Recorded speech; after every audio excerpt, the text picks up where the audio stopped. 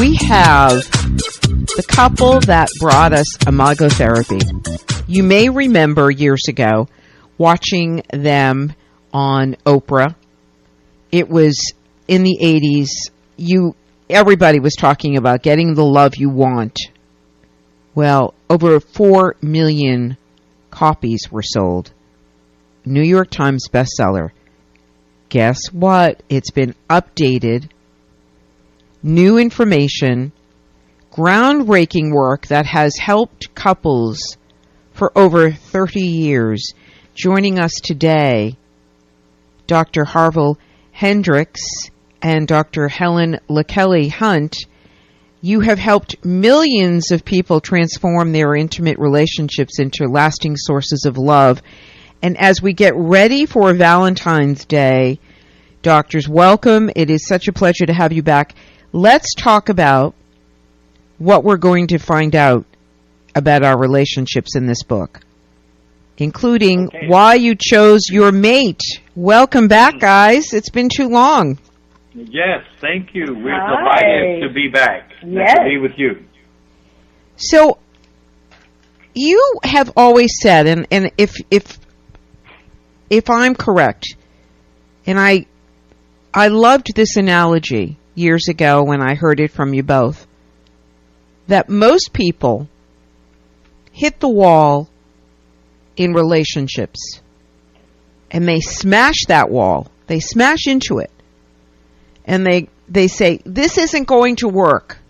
No matter what we try, no matter what we do, it's never going to work.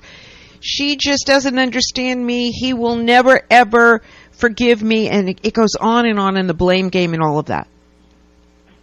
You teach couples that when you get to the wall,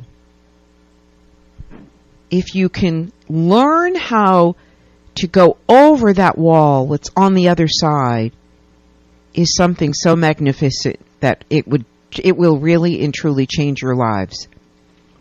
But most people get to the wall and call it quits and divorce. Is that kind of, did I remember that correctly? Yes, you did. You have an amazing memory. And the number is that since 1972, the number of divorces has been 50%. And then the research on people who don't divorce is that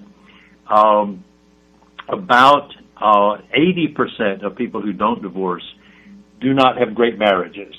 They have learned to adapt in some way to each other, but it's not a great marriage. So about 20%, people who do these numbers, say about 20% of couples have okay to good marriages, but that the major issue is that about 80% of people have difficulty once they get married. Yes, it's a tough thing to live with another person. Yes. You guys know, because how long have you been together now? I think we have known each other now for 43 years, and we've been married for 38 of those years. This is the 38th year. Yeah. Yes. I think that's a pretty good... And we've had 2 marriages within this marriage, so that we can tell you about, because the first one that happened in 1982 didn't work very well. So we remarried in 2000 after having solved a bunch of our problems that we had, and because we hit the wall on our honeymoon. And, and kept running into, actually the night before our wedding, you remember, we got a big fight. We had the worst honeymoon. Well, we just thought it was, jitters. No, I didn't. I mean, you didn't think it was just jitters? No, we argued. Throughout our 5 years of dating. Oh, yes. That's why it took us a long time for me to propose.